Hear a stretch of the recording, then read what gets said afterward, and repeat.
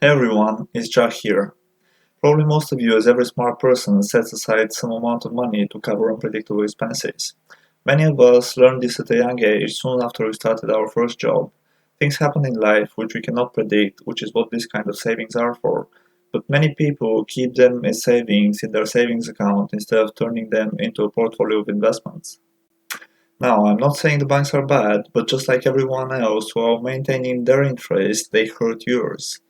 I'll give you an example of how I could hurt your interest to maintain my interest, which will bring me more money if I wasn't completely honest with you. But before this, please hit the like button and subscribe to my channel if you haven't done so yet.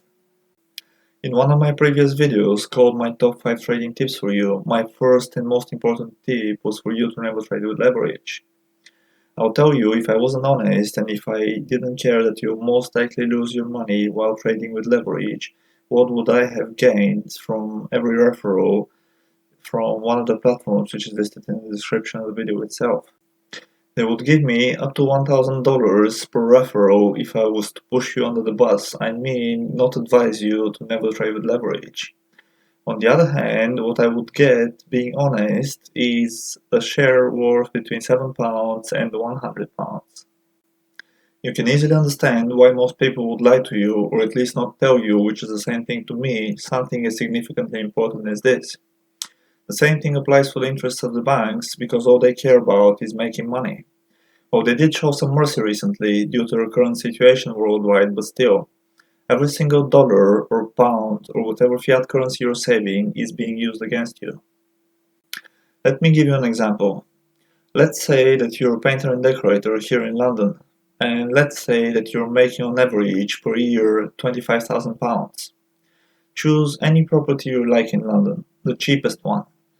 I just checked on one of the famous property sales websites, which I'm not going to mention because if I do, they have to at least upgrade my laptop, and as it seems, the cheapest property is about £200,000. I highly doubt that it's really this cheap because there is always a catch on behalf of whoever listed it to make it look even cheaper. Misleading information which people seem to tolerate for some reason. Anyway, by statistics, on average, every 10 years, every property in UK is doubling its own value. Do you know what does this mean? It means that even if you save your entire salary and eat rocks or whatever, you have these £200,000 after 8 years, and I'm not even calculating the taxes which you have to pay on the 25k per year. At the meantime, this property almost doubled its value while you was eating rocks, and it means that you'll never ever have this property if saving is all you do.